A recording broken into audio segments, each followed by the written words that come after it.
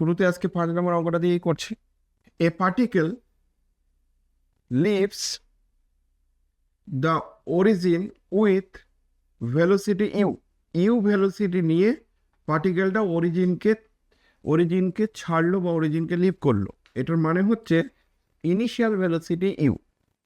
এটার মানে হচ্ছে initial velocity u. If it moves with an acceleration mu by v square. ভিটা কি? ভিটা হচ্ছে কোনো একটা পয়েন্টে ভেলোসিটি। তাহলে মিউ বাই ভি স্কোয়ার যদি তার এক্সিলারেশন হয় তাহলে নিশ্চয়ই তার ফোর্স হয়ে যাবে m into mu by v square. Clear? Then show that the distance x described in time t টাইমে তার ডিস্টেন্সটা এমন দেখতে হবে। তার মানে এক্স এর মান আমি টি টাইমে এমন দেখতে পাবো, যেখানে ইউটা ইনিশিয়াল ভেলোসিটি দিয়ে অ্যান্সার আছে। মিউ যেটা বলেছে সেই মিউটা হচ্ছে এই যে কনস্ট্যান্টটা, ওই মিউ দিয়ে অ্যান্সার আছে। আর টাইম দিয়ে বের করতে বলছে, কিচ্ছু না, দুবার ইন্টিগ্রেশন করলেই গল্প শেষ। তো শুরুটা কি করবে? একটা ছবি আনবে। ছবিটা হচ্ছে পার্টিকেল স্টার্ট করছে অরিজিনে, অরিজিনটাকে ছাড়লো কোনো একটা ভেলোসিটি দিয়ে, এটার মানে হচ্ছে ইনিশিয়াল ভেলোসিটি ইউ। ওকে, এবার এই পার্টিকেলটার কোনো একটা সময় পি পয়েন্টে যদি আমি পৌঁছাই, তার ডিস্টেন্সটা যদি আমার এক্স হয়, তাহলে এর ভেলোসিটি আর যদি ভি হয়, ওই পয়েন্টে ভেলোসিটি ভি হয়, তাহলে বলছে যে if it moves with an acceleration mu by v square, তাহলে ওর মিউ বাই ভি স্কোয়ারটা হচ্ছে এক্সিলারেশন, তার সঙ্গে যদি এম দিয়ে গুণ করো তাহলে ফোর্স, সেই ফোর্সটা দিয়ে ও মুভ করছে, এটা হচ্ছে ফোর্স, মানে এফ এর মান হচ্ছে দিস ওয়ান। ডিরেকশন কোন দিকে? আমার এই ডিরেকশনটা আমার কি সত্যি সত্যি অ্যাওয়ে অরিজিন হবে না টুয়ার্ডস অরিজিন হবে? কোথাও কি ল্যাঙ্গুয়েজে লেখা আছে? উত্তর হচ্ছে ইট মুভস। তাহলে যাচ্ছিল কোথায়? অরিজিন থেকে বাইরে যাচ্ছিল। আবার এটা কি করছে? এটা মুভ করছে, মানে আবার সরেই যাচ্ছে, আবার যাচ্ছে উইথ অ্যান এক্সিলারেশন। তাহলে যেহেতু এটা অরিজিন থেকে শুরু করেছিল, আবার অরিজিন থেকেই সে মুভ করছে, তার মানে এটা অ্যাওয়ে অরিজিন। ইনডাইরেক্টলি বলা আছে অ্যাওয়ে অরিজিন পার্টিকেলটা মুভ করছে। এত কিছু বলে দেওয়া আছে, ডিরেকশনগুলো খুব ভাইটাল। মাইনাস প্লাসে গন্ডগোলের জন্য অ্যান্সার মেলাতে পারবেন না। তাহলে এই দুটো কন্ডিশন দেওয়া আছে। তা আমরা কি করছি? Let a particle of mass m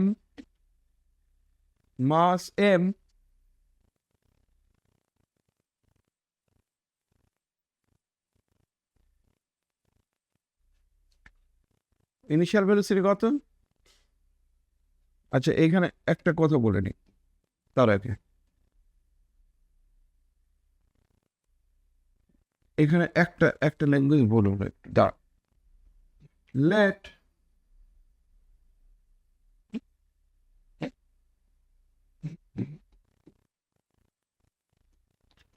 at time t, এটা লিখলে ভালো তো একবারে। Let at time t up at time t, comma, p be the position of the particle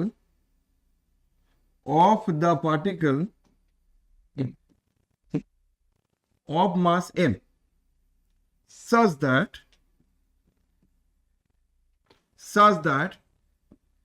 OP টা হচ্ছে আমার x। তাহলে x দিয়ে অ্যান্সার আছে বলে OP টা হচ্ছে x। The equation of motions, direct equation motions is একটা ইকুয়েশন মোশন আছে। তাহলে ইকুয়েশন অফ মোশন কি? এস কি হবে? আমি জানি যে d2x dt2, এই রেজাল্টটা কি? d2x dt2 হচ্ছে acceleration at time T, P পয়েন্টে। তাহলে P point acceleration this one. এই এক্সিলারেশনের সঙ্গে মাস গুণ করলে ফোর্স হবে। সেই ফোর্স যাবতীয় এক্সটার্নাল ফোর্সের সঙ্গে সমান হবে নিউটন সেকেন্ড ল থেকে। তো যাবতীয় এক্সটার্নাল ফোর্স মানে একটা এক্সটার্নাল ফোর্স আছে, সেটা কত? This one. যেহেতু ডিরেকশনটা ওই দিকেই, তাহলে ইকুয়ালি হবে। তাহলে m into mu by v square equal হবে মানে দিস ওয়ান। এবার আমার সাইন কি হবে, পজিটিভ না নেগেটিভ? বলছে যে টি বাড়ার সঙ্গে সঙ্গে এক্স এর মানটা বাড়ছে, টি বাড়ার সঙ্গে সঙ্গে যেহেতু এক্স এর মান বাড়ছে তাহলে এখানে পজিটিভই হবে, আর যেহেতু ওর ডিরেকশনটা সেম ডিরেকশনে আছে তাহলে পজিটিভ হবে, তাহলে দুদিক থেকেই বোথ সাইড পজিটিভ হবে, and this is the equation motion. প্রয়োজনে এম তো কোথাও লেখা নেই, তাহলে এম বোথ সাইড মাল্টিপ্লাই করার পর ফোর্স হয়েছিল, সেই কারণে পরের লাইনে আমি এমটাকে আউট করে দিতে পারি। কিন্তু দেখো ভি স্কোয়ার দিয়ে যেহেতু আছে তাহলে এটাকে লিখতে পারি ভি ডিভি ডিএক্স, আর ওইদিকে আমি লিখতে পারি mu by v cube, mu by v cube. পরিষ্কার? কেন হঠাৎ করে আমি ভি আনতে গেলাম? কারণ দেখো কেউ যদি বলো যে আমি এইভাবেই ইন্টিগ্রেশন করব, তাহলে এই ইন্টিগ্রেশনটা করা সম্ভব না, কারণ তিনটে ভেরিয়েবল আছে আননোন, একটা হচ্ছে এক্স, একটা টি আর একটা ভি। তিনটে ভেরিয়েবল থাকলে তাহলে ডিএক্সও থাকতে হবে, ডিটিও থাকতে হবে, আবার ডিভিও থাকতে হবে, কিন্তু এখানে তো ডিভি কোথাও নেই। বাই ভি কিউব কেন হলো? ভি কিউব তো না, ভি স্কোয়ার ভুল হয়েছে, সরি। ভি কিউব কেন, ভি স্কোয়ার। আচ্ছা, আমি এই ভিটা ভাগ করলে ভি কিউব হবে, সেটা পরে আসবো। আচ্ছা শোনো, যেটা বলছিলাম যে যদি আমার তিনটে ভেরিয়েবল থাকে তাহলে আমি ইন্টিগ্রেশন করতে পারবো না, কারণ আমরা ইন্টিগ্রেশনগুলো দুটো ভেরিয়েবলের রেসপেক্টে ইন্টিগ্রেশন করতে চাইছি। তাহলে আমার এই এক্সিলারেশনের এই অ্যানাদার ফর্ম হচ্ছে দিস ওয়ান, যেটা আমরা জানি। তাহলে এই ফর্মটা নিলে কি সুবিধা হবে, টিতে আর থাকলো না, তাহলে ভি আর এক্স দিয়ে থাকলো, তার মানে একে দিব্যি ইন্টিগ্রেশন করা যাবে। কথা বোঝা গেছে? Yes or no? ক্লিয়ার? সবাই বুঝতে পেরে গেছো? তাহলে পরের লাইনে আমরা কি করতে পারি, v cube v to the power 4 v cube, আর এই দিকে হচ্ছে মিউ ইন্টু ডিএক্স। ইন্টিগ্রেশন করলে যা হয়, ইন্টিগ্রেটিং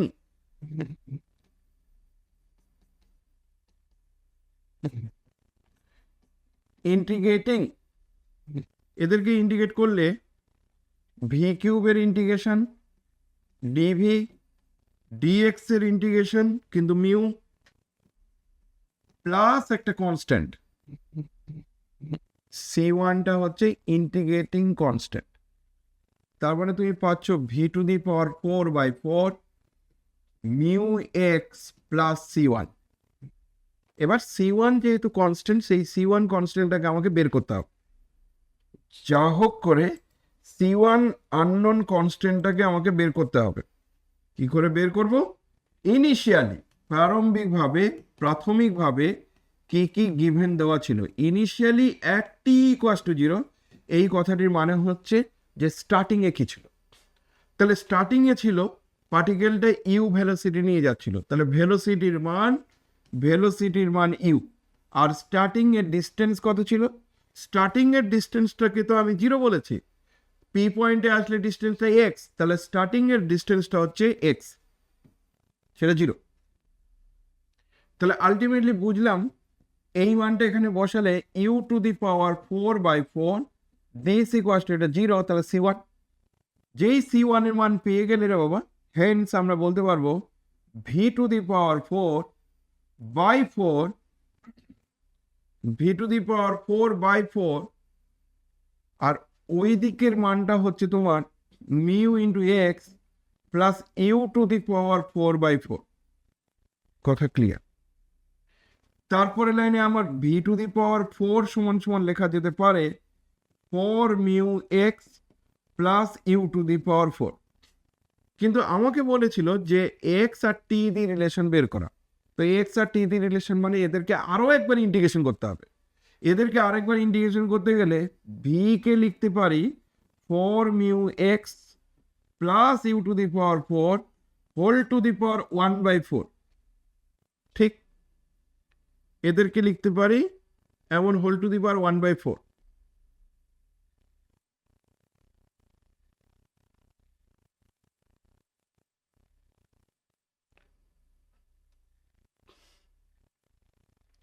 তারপরে আবার এই ভিটাকে, আচ্ছা এবার প্রশ্ন হচ্ছে তুমি প্লাস নেবে না মাইনাস নেবে, কারণ টু দি পাওয়ার 4 আছে মানে প্লাস মাইনাস হওয়া উচিত ছিল।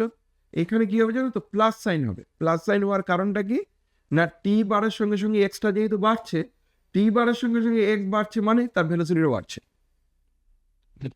তাহলে ভি এর মান কত জানি আমি, ডিএক্স ডিটি বসিয়ে দাও।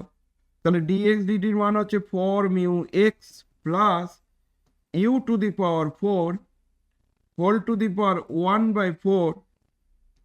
এই এবার আমাদের আরেকবার ইন্টিগ্রেশন করতে হবে। এই ইন্টিগ্রেশনটা করতে পারলেই গল্প শেষ। তাই এই ইন্টিগ্রেশন করার জন্য আমাকে কি করতে হবে, টি দিয়ে অ্যান্সার রাখতে বলেছে। তাহলে ডিএক্স বাই, এটা ভাগ করে দেবো, ভাগ করলে এটা হবে 4 mu x plus u to the power 4, আর এদিকে হচ্ছে -1/4, মানে এটা উল্টে দিলাম ডিএক্স, আর ওই দিকে থাকবে ডিটে। আমার কথা ক্লিয়ার? Yes or no? সবাই বুঝতে পেরে গেছো? হ্যাঁ না না? এটা কি করলাম, ভাগ করলাম, দিয়ে উপরে করে দিলাম।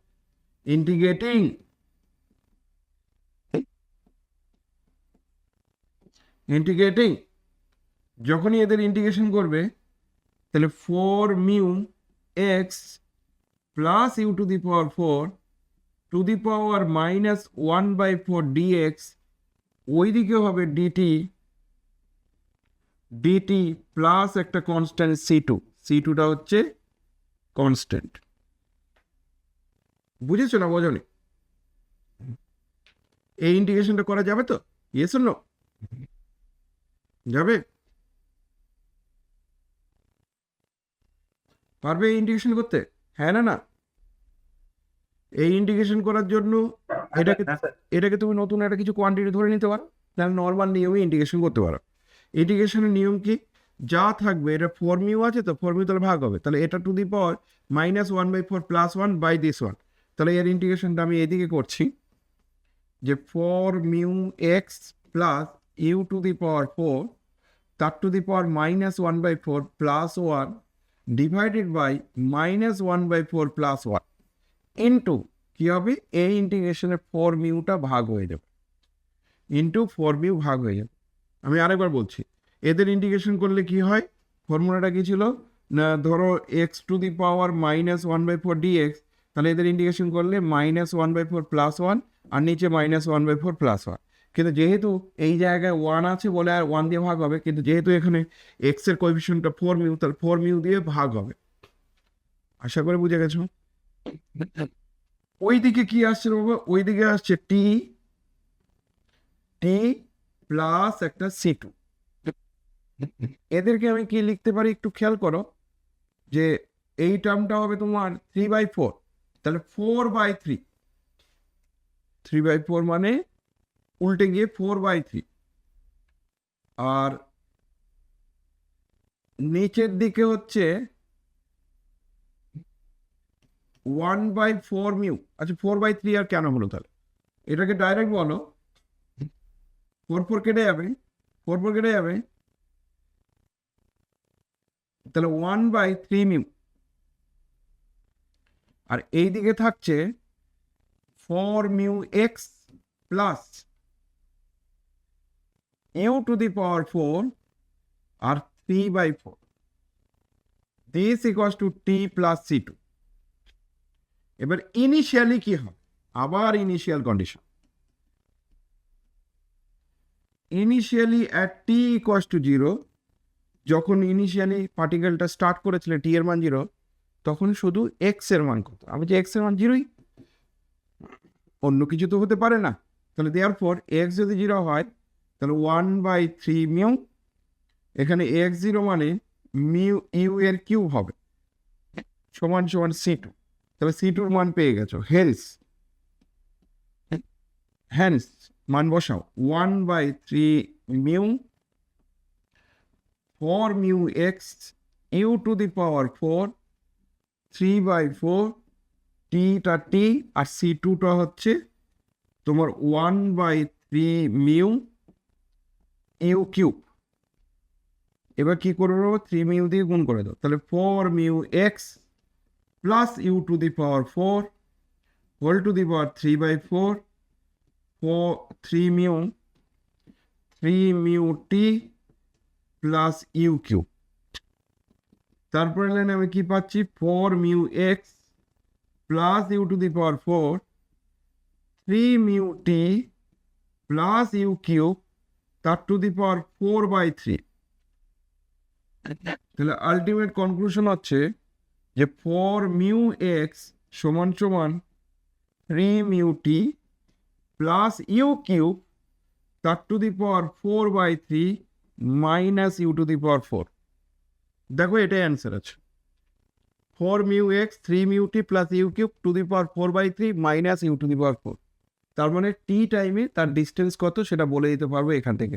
টি এর মান যদি এবার পার্টিকুলার নিউমেরিক্যাল ভ্যালু কিছু একটা বলা থাকে, ইনিশিয়াল ভেলোসিটিটা যদি নিউমেরিক্যাল বলা থাকতো, আর এক্স এর মান আমরা সঙ্গে সঙ্গে বের করতে পারবো। তো টি আর এক্স দিয়ে রিলেশনটা হচ্ছে দিস, এই হচ্ছে অ্যান্সার। খুবই সহজ, কিচ্ছু নেই, ইন্টিগ্রেশন করে অ্যান্সার মেলাতে হবে। সেই ইন্টিগ্রেশনটা আবার ছোট বাচ্চার মতো, ছোটবেলার যে ইন্টিগ্রেশন, যে ছোটবেলার যে নর্মাল ইন্টিগ্রেশন ছিল সেই ইন্টিগ্রেশন, যেখানে ট্রান্সফরমেশন রুলও ইউজ করার দরকার হচ্ছে না।